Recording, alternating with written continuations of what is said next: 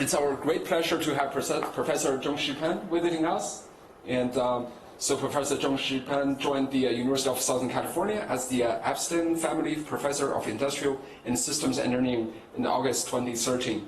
And prior to that position, he was also holding a titled professorship at UIUC and also at the Rensselaer Polytech Institute. And before that, he was a professor at Johns Hopkins University, and where I got the honor to study under him. So he was my graduate advisor there. He was also the program director in the Division of Mathematical Science at the National Science Foundations. So through the career of Professor Pan, and he got tons of awards. Some of the most notable ones, he is the winner of the most prestigious award in the field of OR, the George Danzig Award in 2003. And he also has the co-winner of the 1994 Frederick Lancaster Prize, awarded by Informs. And several of his publications have received the Best Paper Awards in different fields, and also some of the highly cited work. He's a member of the inaugural 2009 class of Fellows of SIAM, Society for Industrial and Applied Mathematics. Professor Pan's general research interest is in mathematical modeling and analysis of a wide range of complex engineering and economic systems. So my introduction can go on and on. I'm sure nobody here is here to listen to me. So without further ado, we welcome Professor Pan. Thank you, Andrew. So Andrew was very kind to invite me here. And sort of, I thought it was 6 years ago, but it turns out to be 8 years ago.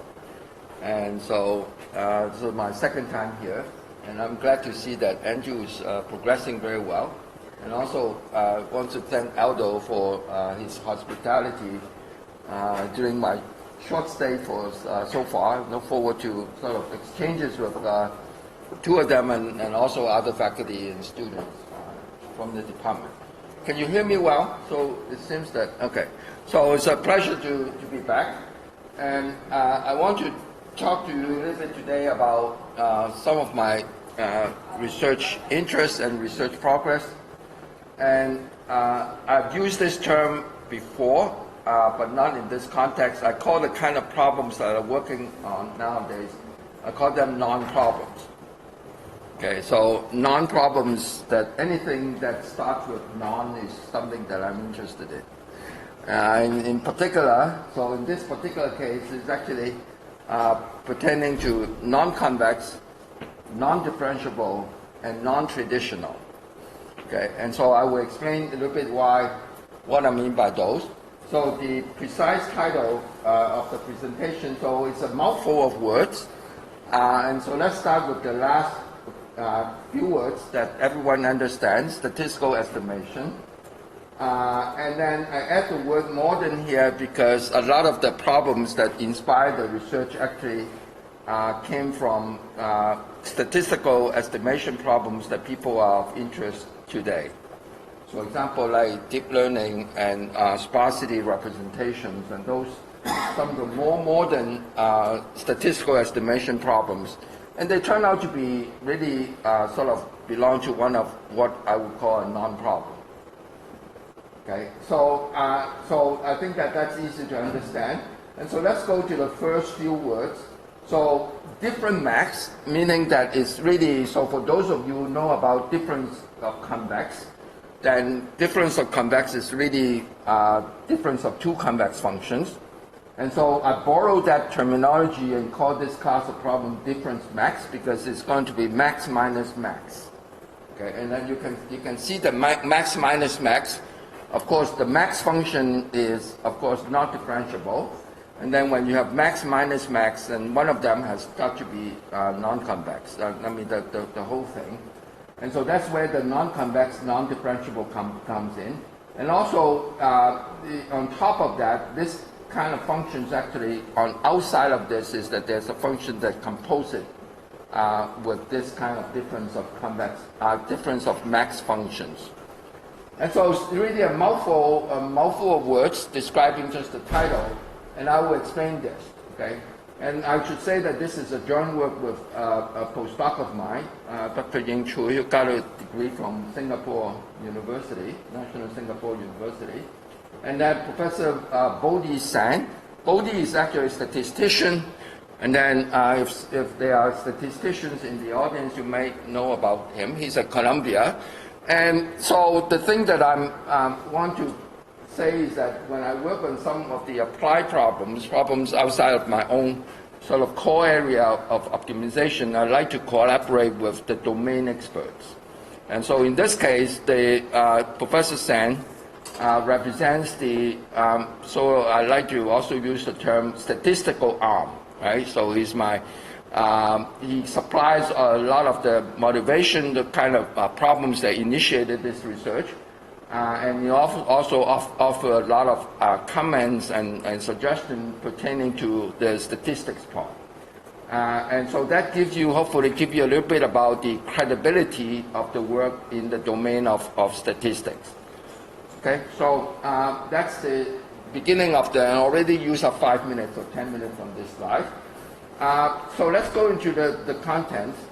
I want to start with the next slide by giving you a perspective of some of the statistical estimation problems that on one hand is very classical, right? So you all know what a statistical estimation problem is. It's basically just optimizing some kind of objective, can be least square, can be maximum likelihood. But then I want to give you a perspective that probably you haven't really seen that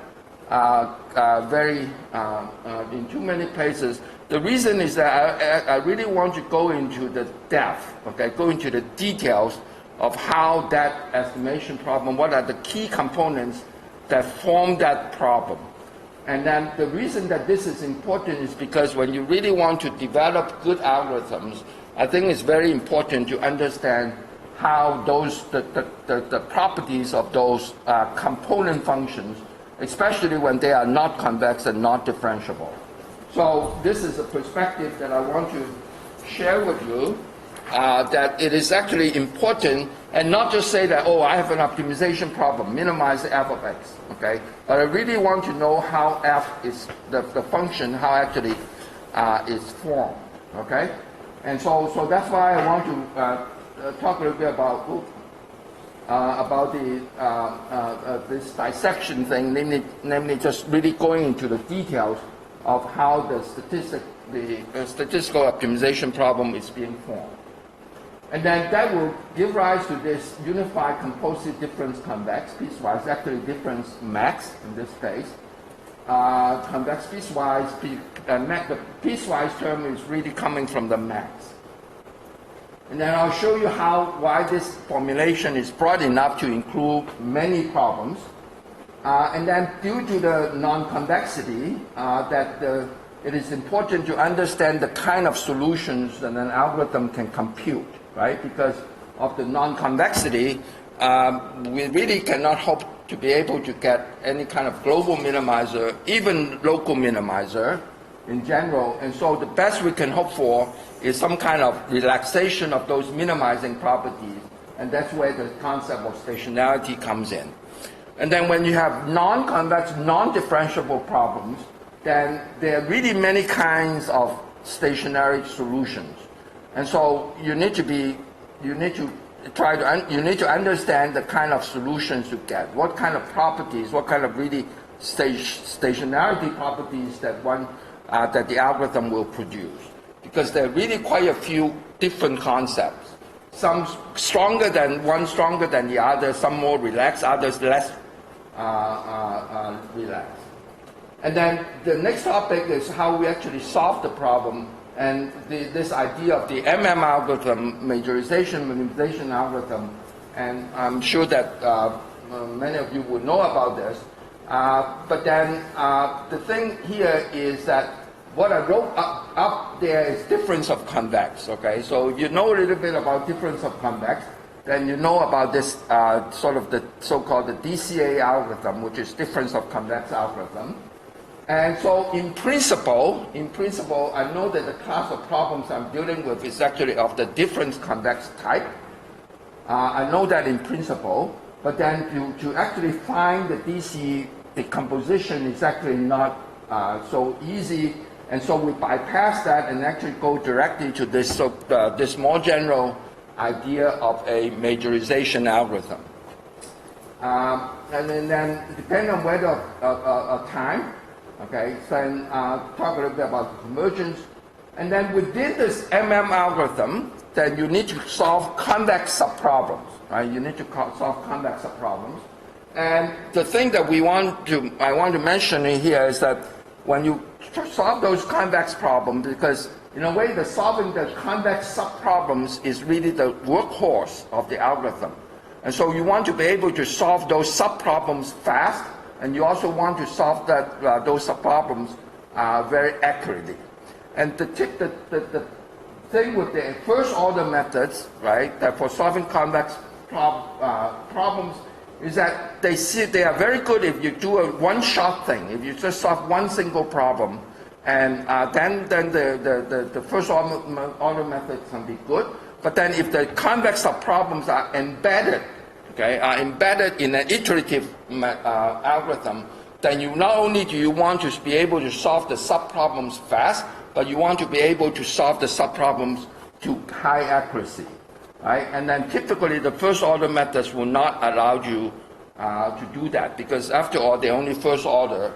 And so they sort of advocate by Defeng Sun and Kim Chuan from Singapore. They really have demonstrated the power of this family of methods, semi-smooth Newton methods, that actually allows you to solve the subproblems very fast. Okay, not so much worse than first order methods, but they really can solve the subproblems very accurately, so up to very high precision. And the reason is because they actually have this kind of superlinear convergence properties, which is of course better than the first order linear convergence properties.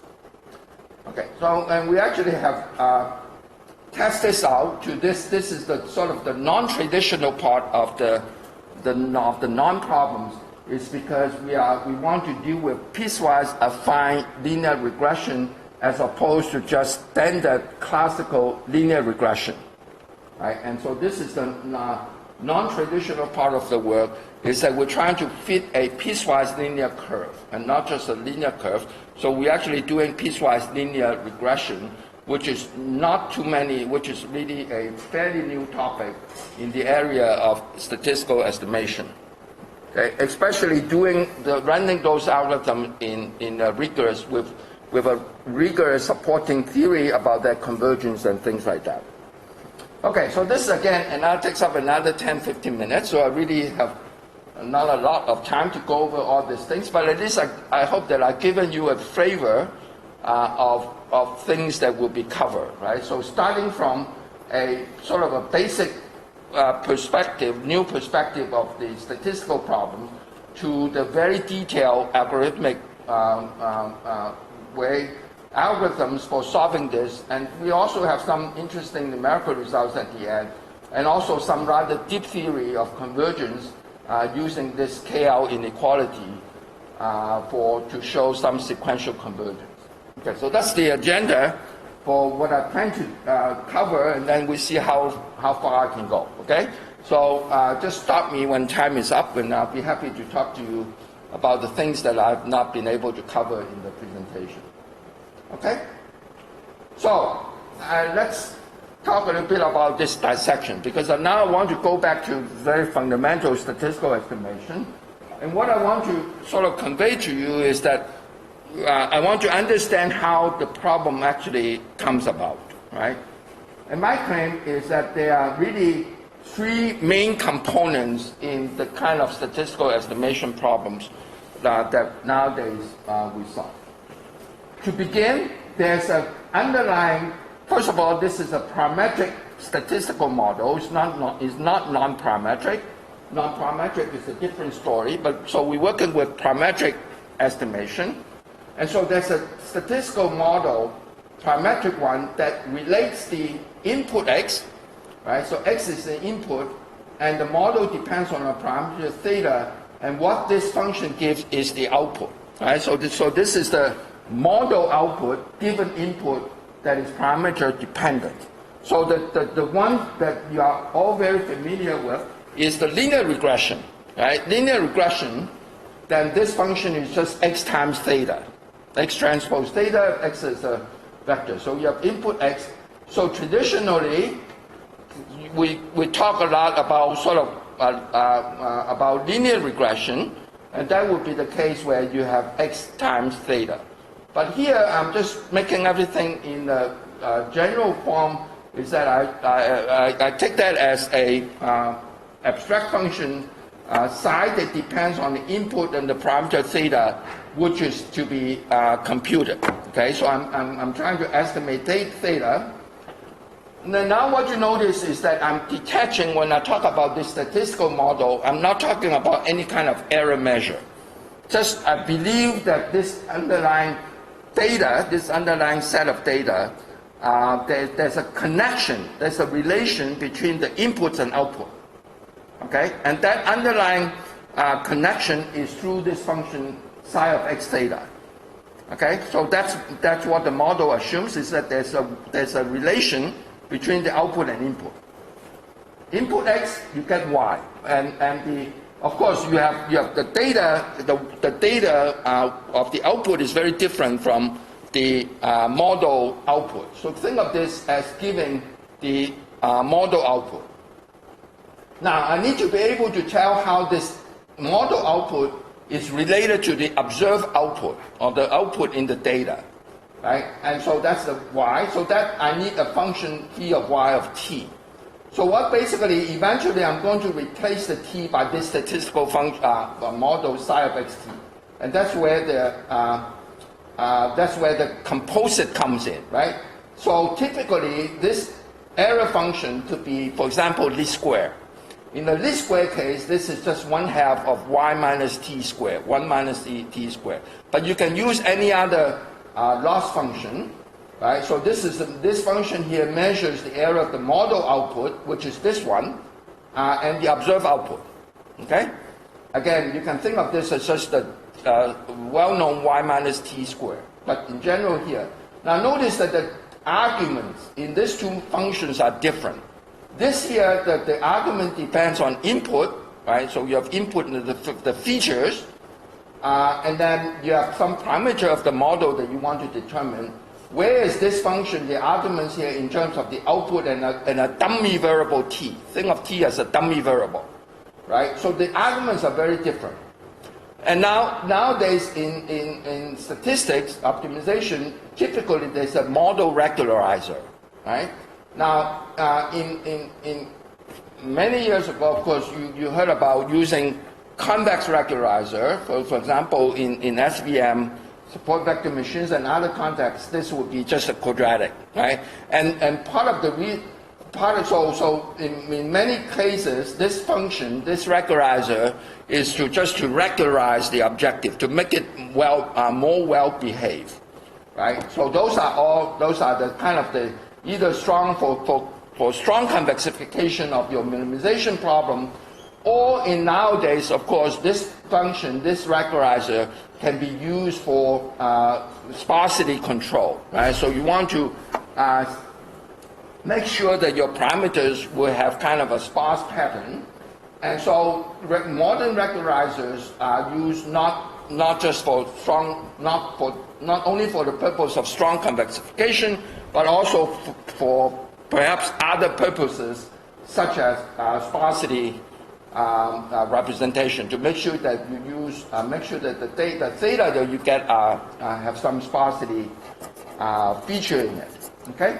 so it can be this. So this I maintain that these three functions are really the basic building blocks, okay, of the optimization problem that I'm looking at. Which is this one. It's in a way it's an expected value optimization, and I mean, so you probably in statistics you hear a lot about the ground truth, right? I think that I'm not a believer of the ground truth, because the ground truth basically says that your data, there's an underlying model that describes your data, okay? Whereas my perspective is different. what I'm saying is that your estimation, why are you interested in doing estimation? I think that at the very, very last stage of the estimation is that you want to make decisions. I want to build this model, and then I want to use the model to predict what the result is when there are new data comes in. So in a way that in statistics, a lot of times people stop at the estimation level, right? Whereas now I want to go one step further and say that now I have this statistic model. What if there are new data come in? How do I measure the goodness of my model versus unknown data? Now, I can tell you that this perspective is not really quite acceptable. I've even been called, okay, by a statistician saying that this perspective, I say this because I don't know statistics, okay, and I was told that. And that, I'm a little bit sort of not comfortable with that, because I think that just looking at estimation at the final thing is really not, I mean, it's kind of short-sighted, because when you really think about it, right, why do you want to do prediction? Why do you want to do estimation? You want to see how the model that I built, the data that I have, right, how the model actually will help me make decisions in the future. And I think that's one thing that is different between an industrial engineer, systems engineer, from a computer scientist or statistician. Because in industrial engineering, one of the main concerns that we have is decision making. Right? We want to decide how the data can help us make decisions against the data that we have not seen. So if you take that perspective, then how do you measure the performance, the goodness of the model versus unknown data? Well, one way to do that is to look at this kind of expectation. So you can say that this is really more like in the domain of stochastic programming. Okay, in a way it is. But I look at this, I interpret this objective as something that I want the model to predict unknown data well. And because I don't know how the data actually will come in the future, and so I use this expectation as a way to guide how I can do the best in terms of trying to fit the model.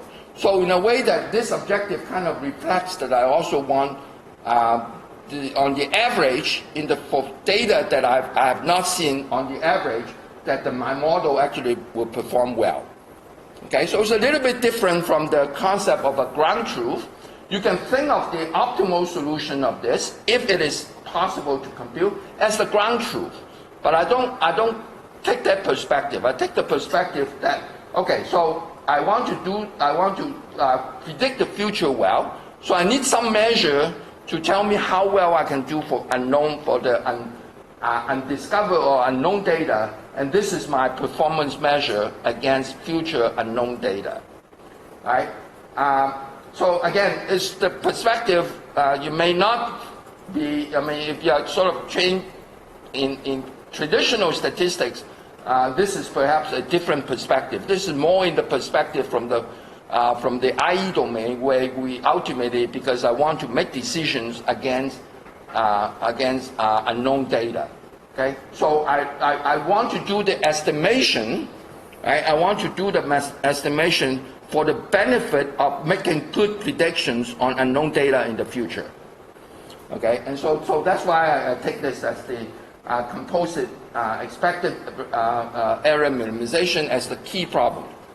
Of course, this is a difficult problem, right? Because they're very abstract. So ultimately, the way it is very difficult to solve. And one way to try to solve that, using again the one familiar method in stochastic programming or statistics, approximation is a sample average approximation. Is that you take a bunch of samples, okay, and you solve this.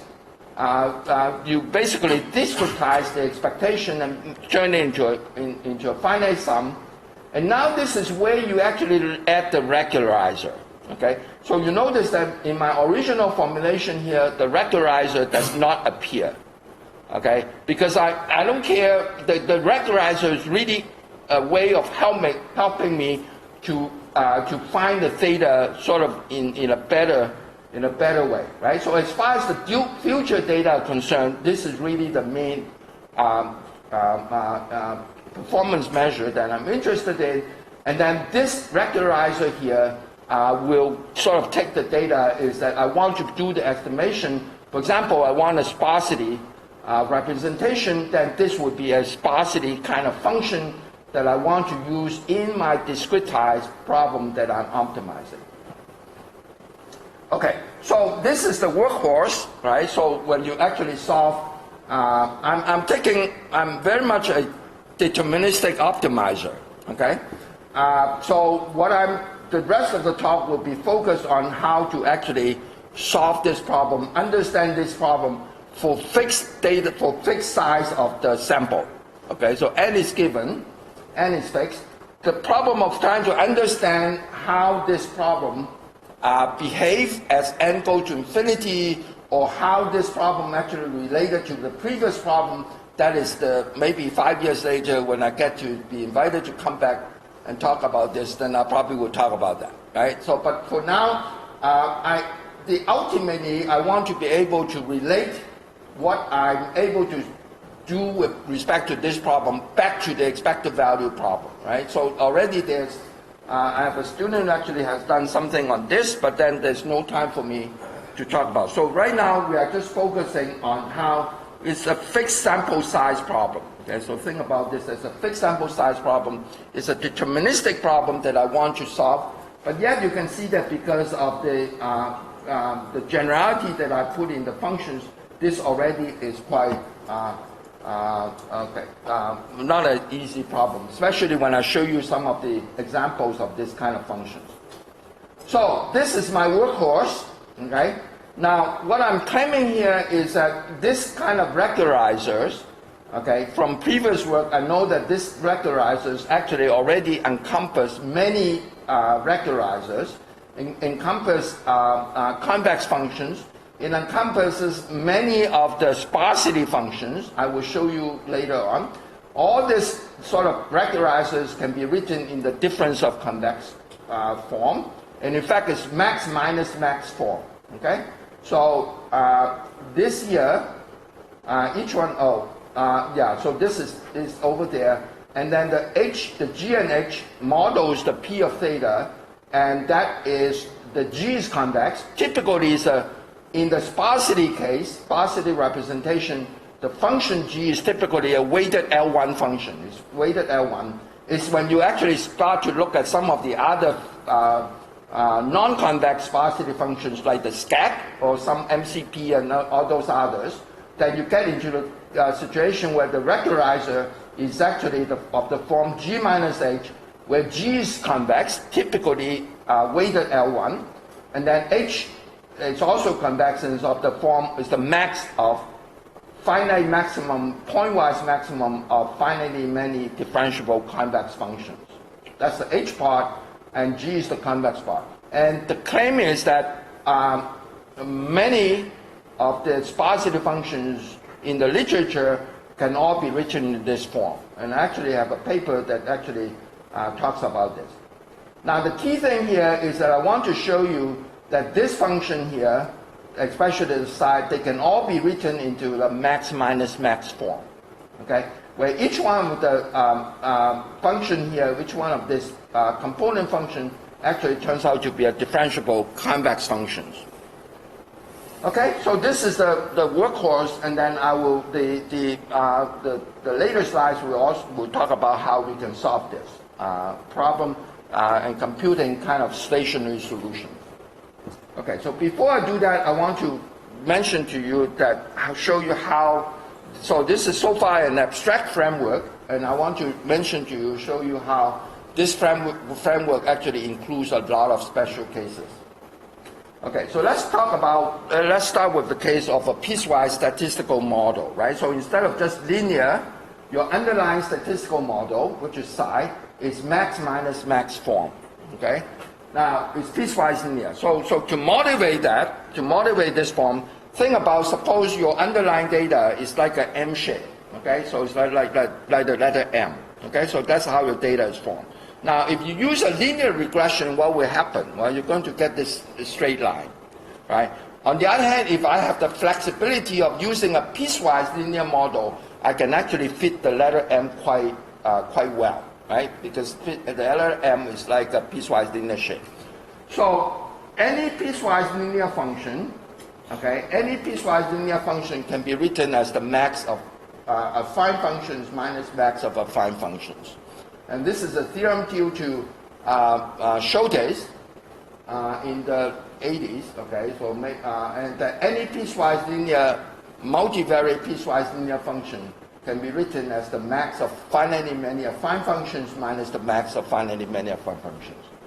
So this is in the case of a piecewise affine statistical model.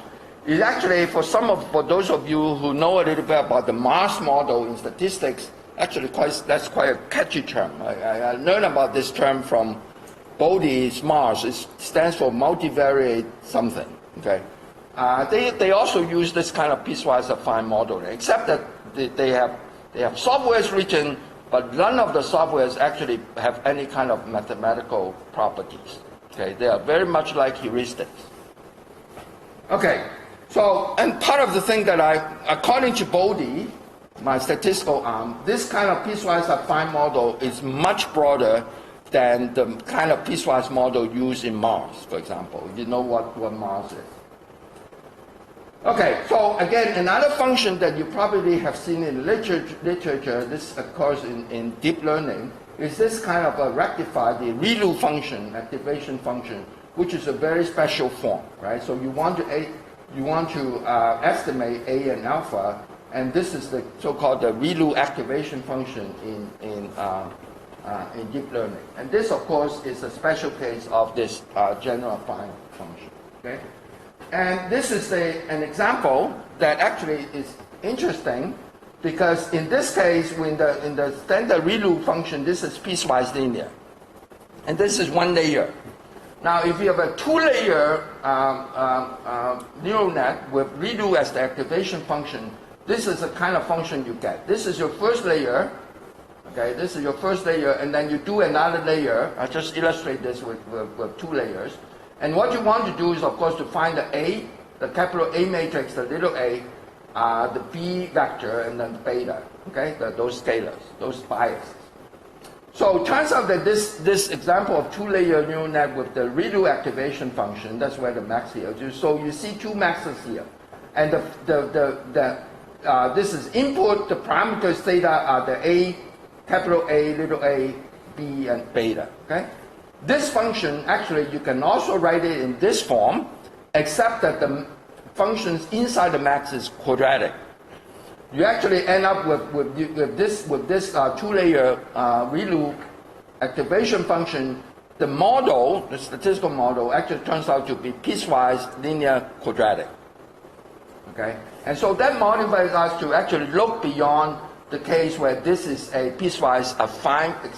We're also interested in the case where this statistical model is actually piecewise quadratic in the parameters. Okay, so this function here, you can write it as a convex piecewise quadratic functions of the parameters A, B, little a, and beta. Okay, so these are two examples. These are quite non-traditional, of course. I mean, they probably has less than 10 years of history. I mean, I'd probably say that. So it's very, very modern, right? Okay, so let's move on. So that gives you some examples of the statistical functions, the psi function, which is the first one. So let's look at let's look at the loss function. Okay, so the setup that I have includes all of this functions. Again, the Huber loss. Okay, so people probably know about this, the Huber loss. This is actually piecewise quadratic. It's like a linear function, and then I'm sorry. It's a quadratic, and then it becomes linear. Right, so quadratic and then becomes linear. This is a Huber loss, the Huber loss function, right? And this is once differentiable but not twice. Okay, so this loss function here is once differentiable but not twice. The standard quadratic loss function, of course, is everywhere differentiable, but when you start to truncate it to sort of avoid some outliers, you get into only you get into functions only once differentiable but not twice. Okay? And then this is another interesting family. This is instead of just, you can now talk about quantile minimization. Okay? Not just the variance or just, but you can talk about quantile. Okay? Minimizing the quantile, and that of course is very much related to the VAR, CVAR kind of thing that you might have heard about in financial engineering, right? So this is where the quantile family of loss functions, that's the phi. It can also include the so-called absolute, so instead of the square loss, you can include the absolute deviation loss, right, as a measure of the objective. And also, this is the area of maximum likelihood, where you actually, your free function, your underlying random variables belong to one of this one parameter exponential family, and your objective, your loss function turns out to be this, where f is the function that actually appears in this one parameter exponential family of random variables. And then if you use a log likelihood maximization, then you can actually turn into the setting that I have written down, where the phi function, the loss function, is of this form, right? So the function examples is when you have Gaussian distribution, this is square, so you get a quadratic loss, and then when you have Bernoulli distribution, you're going to get this logarithmic thing, and then when you have Poisson distribution, you're going to get this function f being exponential. Okay? So now I capture all of this using this abstract function phi of y of t. Truncated loss is another interesting loss function, is that you're basically using, I think that you all know about the hinge loss that is used a lot in support vector machine. But now, instead of just using a straightforward hinge loss function, I can truncate that. That becomes a piecewise linear with 3 pieces function. So all of these functions can be included and captured by this abstract loss function. Okay, piecewise regularizers, right? So the standard regularizers would be the quadratic. You just add the theta square in the objective. But then you can also, other regularizers, is that, for example, you can use a lot of norm-based regularizers used in different settings. For elastic nets and total variation in imaging, you see this kind of loss function, which is the absolute value of the 2 adjacent or some parameters, related parameters. And so the regularizers are of this form, and then you can see that they are not differentiable. They all involve absolute values, right? So now you get into regularizers that are not differentiable. And then in the case of surrogate sparsity functions, so these are functions that approximate the L0 function, which is just well-known sort of sparsity measure. And you have well-known names, SCAC, okay, so this was invented in the 1990s, early 1990s for this. And then I don't think I have a curve, right? So you probably know about the SCAC, and then this is MCP for minimax concave penalty. This one is once differentiable, but not twice, okay? Because you actually, they're all butterfly-like, okay? I call them beautiful butterfly function, because they open up really like a butterfly, maybe, yeah.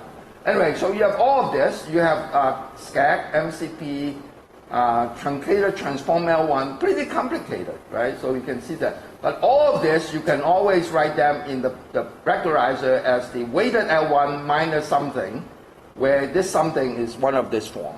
All of this sort of surrogate functions that approximate the L0 functions. Okay, so they all can be written in this general form, and so it goes back to my first slide here about giving you examples showing the different types. So the framework actually is very, very broad, and includes most of all the things that you probably. You have something that you don't see on my slides. I'd like to talk to you and then see how this formulation can actually include your functions. Okay, but I'm hoping that this this kind of a setting actually encompasses very many different things. I mean, I was saying that if you take a computer scientist, for example, they can easily write 20 papers out of this. I'm just going to write one. Okay.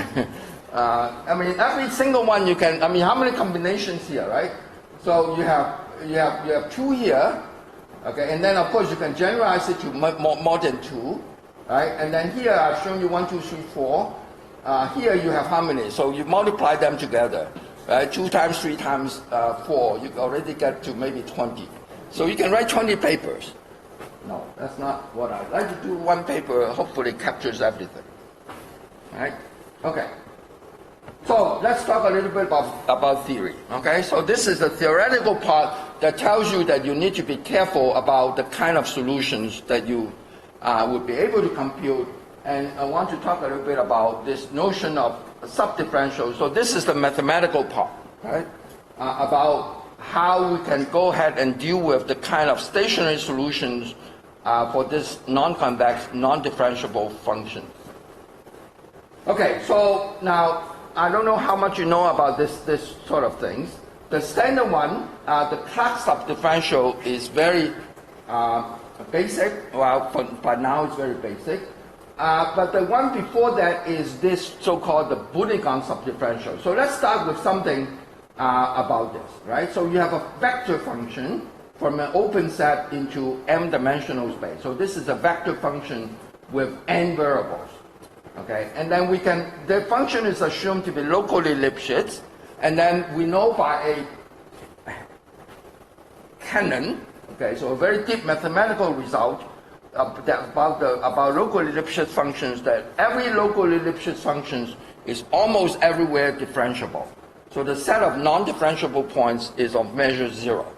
Okay, and now, so because of that, I can look at, you give me an x bar, and I can look at sequences converging to x bar where the derivative, where the function is actually differentiable.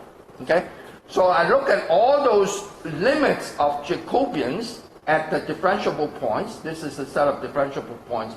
That will give me the so-called the Bourdieu subdifferential. This usually is a discrete set. It's not convex. It's a discrete set. You only have finitely many matrices in this for many of the functions that we are interested in, especially for example, for the piecewise functions. Okay? And then now if you form the convex hull of this set, then you get the familiar Clark subdifferential, okay, or Clark generalized Jacobian. There was the, okay, so this is sort of the building block of a lot of the non-smooth analysis again, but now this is like 30, 40 years old. And then in the case where m is 1, so this is scalar value, then you get the subdifferential, the subdifferential. Okay, so this, notice that because I take the convex hull, this is a convex set. And then recently, in the study of non-smooth or variation analysis, there are two very important subdifferentials that are being introduced. One is called the regular subdifferential. You can see the difference here. This is the Clark subdifferential, is that you look at this limit, and you take the lim sup, okay? This is greater than equal to 0. And the lim inf here is actually, you can see that this set, which set is bigger. If this is in here, then it must be in there. So this actually is a much smaller set. Because when the lim inf is greater than equal to 0, then you have the lim sup greater than equal to 0. And then now, so this involves only one limit, okay? And then what you do is that now you take a vector in this regular limit, and then you take nearby points and look at the regular subdifferentials at those nearby points, and the limit of those, you call it the limiting subdifferential. So this subdifferential here actually involves, to get a subdifferential like this, you actually need to take two limits, okay? And that's part of the thing. Mathematically, these are beautiful. You get very, very nice mathematical properties of these two subdifferentials, because you actually take into account what happens nearby the point. But then just imagine how you would try to compute this sort of things. Okay? It's not easy. Okay? So using this subdifferentials, you can define stationary points. Okay? Now, and then based on this, you can define the clock stationary point. So x bar is a clock stationary point with the constraint capital X, is that if 0 is in this clock subdifferential plus the normal cone. The normal cone is something that is standard in convex analysis. And then using the regular subdifferential, I can define another concept of stationarity, which is 0 belonging to this regular subdifferential plus the normal cone. If the function is directionally differentiable, this actually has a very easy interpretation, very easy equivalent statement, namely that the directional derivative is non-negative when the function is directionally differentiable, one-sided differentiable. And for all the functions that I'm dealing with, they are all directionally differentiable. So I can basically work with this definition of stationarity, regular stationarity, and I don't need to go to this double limits, okay? And then you have this limiting thing. There's yet another concept of stationarity for difference of convex functions, okay?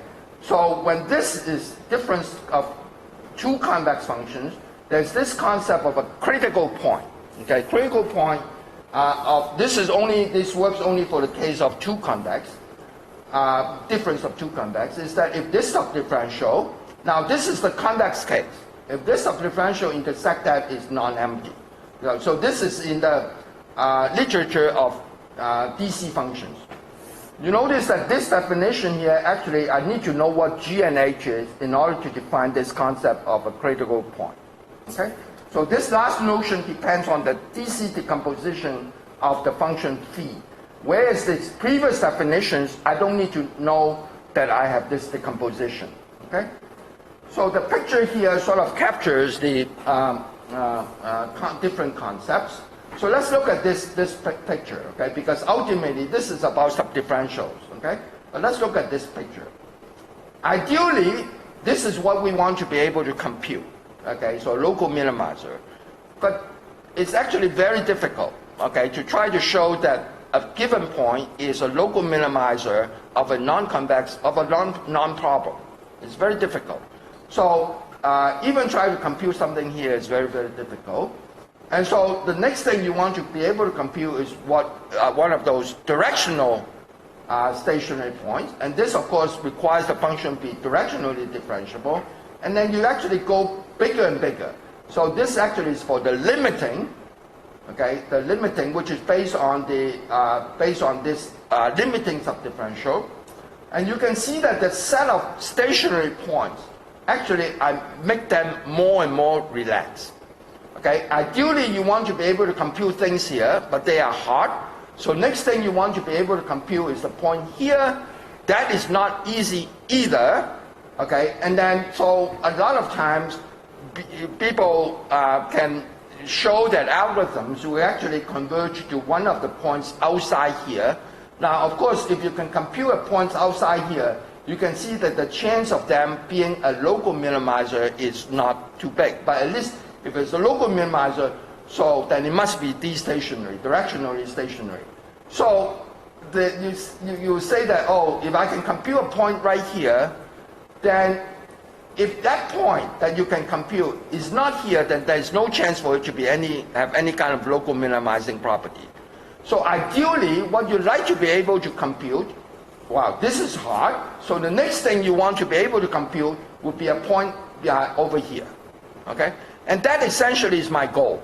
Okay? Is that I know that this is difficult, unless you have second order conditions. That brings us into a totally different topic, is that you're going to talk about second order conditions for non-problems. That's a difficult one.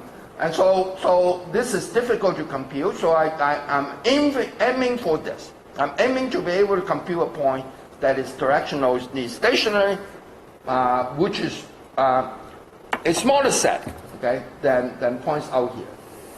And then you can see that this notion of critical point for DC program actually is very, very relaxed. Okay? So from this picture, what I hope to convince to you is that my goal of trying to be able to compute a point here is reasonable. Okay, but even trying to compute a directional stationary point for a general non-problem, for directionally differentiable problem, that is not easy. Even that is not easy in general. Okay, I'm only half done, so now I'm coming back to this, and I probably have only 10 minutes, right? So now I'm getting back to the MM algorithm, for which you probably all know about. Is that I'm looking at this function, this problem, deterministic problem, and I try to solve this, or try to compute a stationary point for this, where the objective function is Lipschitz continuous, and I assume that the constraints are convex, closed and convex.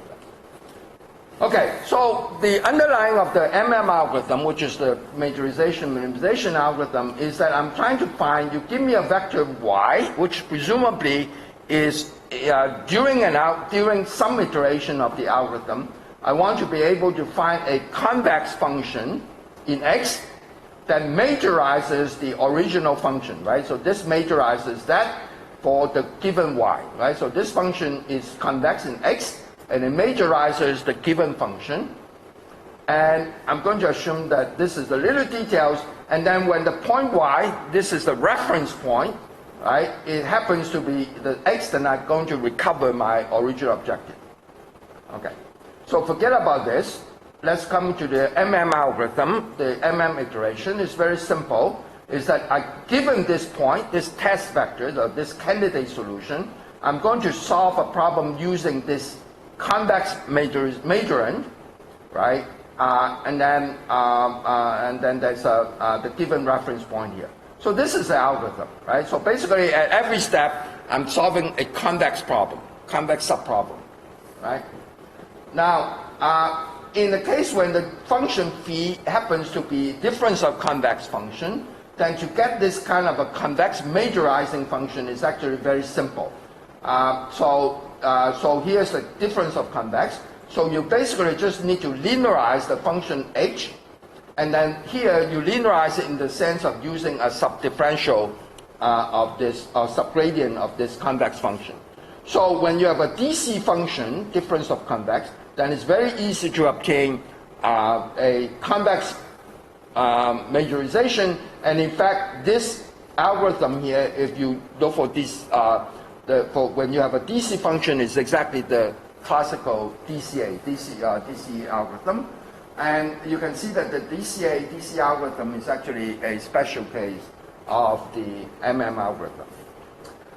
Okay, so now what we are interested in is this function, phi in composite with m. Okay, so this goes back to what I talked about before. You have this kind of a composite thing, which I write it in this form, and this m here is the difference of two max functions.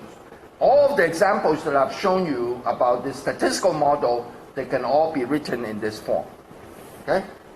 So now what I need to do is the following, right? So is that when I have the function m is max minus max, convex and piecewise smooth, this one, each one of this is convex and differentiable, how can I get, but then there's a function phi here. Okay, this phi here is a univariate convex function, and m is a different convex piecewise function of this form. So given that my objective is of this form, how can I get a convex majorization? Well, in principle, using the theory of DC functions, you know that this composite function is actually DC, difference of convex. So in principle, you can do this. You can use a DC. But to actually try to find a DC decomposition for this composite function is not easy. And so we bypass that and then use this very simple fact that it allows us to accomplish what we want, is that any univariate convex function, convex function of one variable, you can write it as a sum of a convex non-decreasing and a convex non-increasing functions. Okay? So this is the basic lemma, basic fact that we're going to use. So any univariate convex function, functions of one variable, you can write it as this is non-decreasing, even though it's increasing, And this is decreasing, can be written as the sum of these two. And once you have this, then it becomes very simple. Then, so you have this is a univariate convex function with this decomposition, just like what I have here. And now you have upper and lower bounds, okay? You have upper and lower two convex functions. The first one majorizing M, the second one the first one is minorizing below, and the second one is majorizing is above, right? And once I have this kind of minorizing functions for the M function, then I can get very easily a convex majorant of the composite function. And this is it. So this, once I have this two for the M, then this will give me a convex majorant of this composite function. And in the case M is given in this form, it is very easy to get the minorant and majorant for M. When M is this form, you basically can very easily do that.